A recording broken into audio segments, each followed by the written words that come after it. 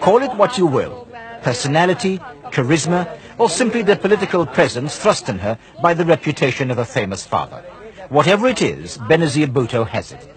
Every day, small groups assemble outside her house. She hears complaints and receives petitions, almost in the manner of an Eastern potentate of old. Yet Benazir Bhutto has no political office, and for the time being, she's not running for one either. But few would contest that in the transformation of her country from martial law to democracy, it might be impossible to deny Miss Bhutto a role. Exiled and imprisoned, Benazir Bhutto is now politically on the defensive. When her call for an early election was ignored, she was compelled to think again. Now she's embarked on a painstakingly slow journey across a political terrain strewn with innumerable difficulties. Goodbye, thank you.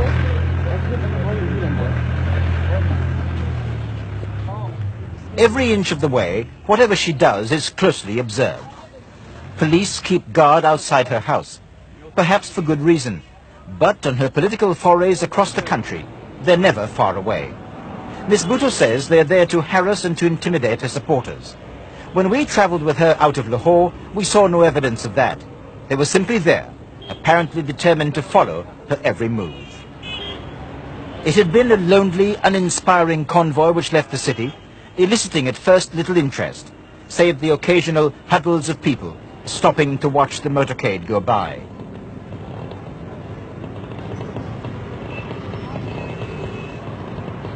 But the Bhutto convoy acquired a momentum of its own as it went along, and not long after it began, it was brought to a halt.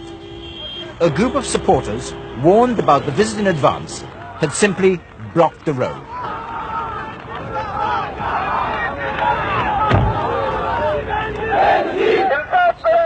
This is a faint echo of the welcome Miss Bhutto had when she returned to Pakistan last April. Thinking that she could storm the ramparts of power, on August 14 in Lahore, she baited the authorities.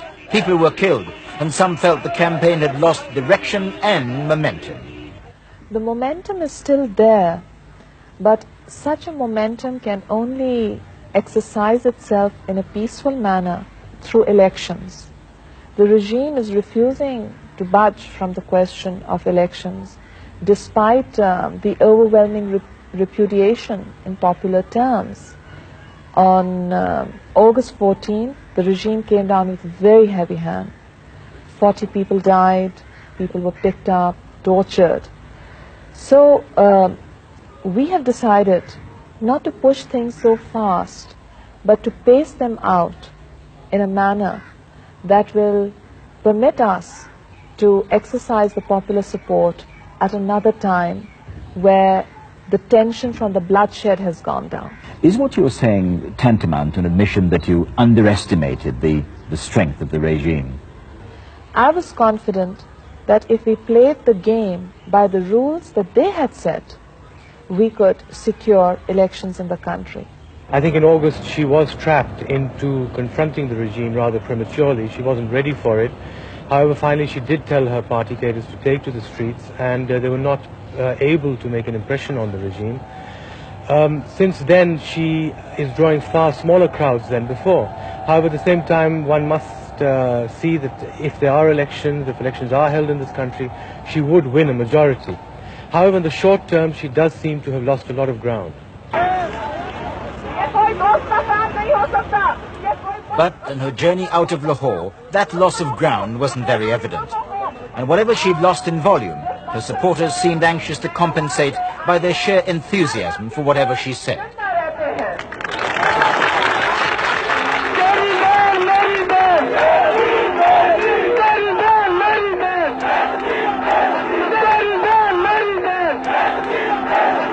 That in itself may be a problem, because the future of Miss Bhutto's party will depend ultimately on much more than the adulation she clearly attracts. Her view is that the movement which she began faltered only because of the force of government repression. Even those who might agree with that will add another argument. It is that while Miss Bhutto is still able to draw the crowds, her party still lacks structure and basic organizational cohesion.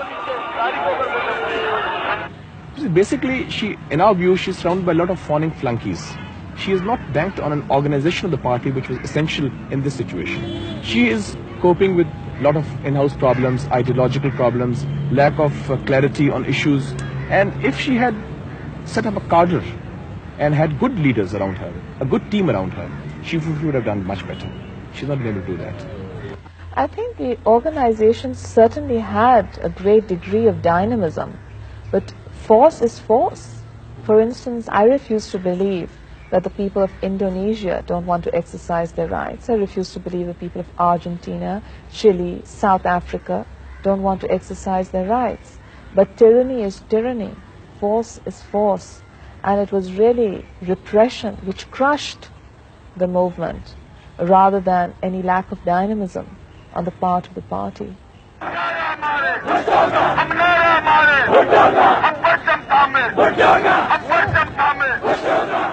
What is extraordinary about these scenes is that this is not an election campaign. The purpose of this journey, which became something of a triumphal motorcade through a part of the Punjab, was to enable Miss Bhutto to pay her respects at the home of one of the people killed in the clash with the authorities on August 14. Her visit had only been advertised by a notice in the press. Yet it took us nearly 8 hours to travel a mere 40 kilometers. And nearing her destination, her convoy was virtually swallowed up by the crowd.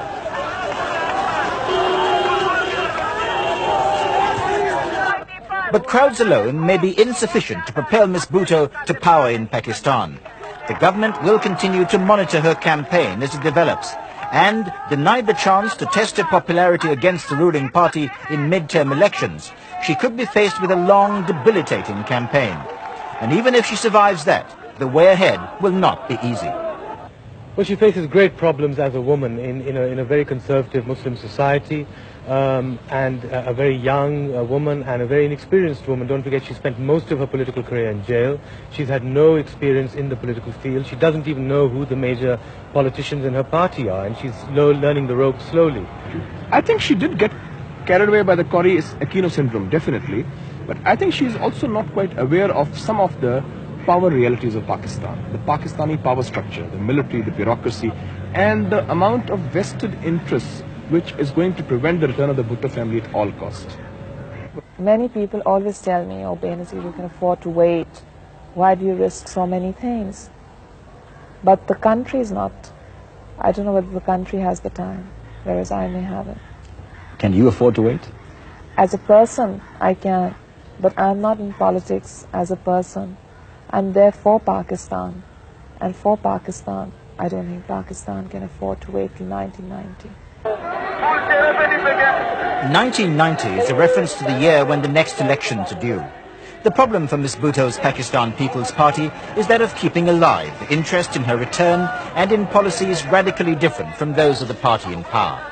Crowds like these have become part of the tradition of politics in the subcontinent.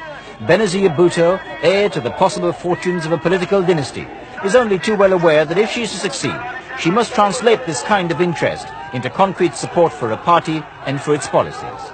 Trevor MacDonald, ITN, Lahore in Pakistan.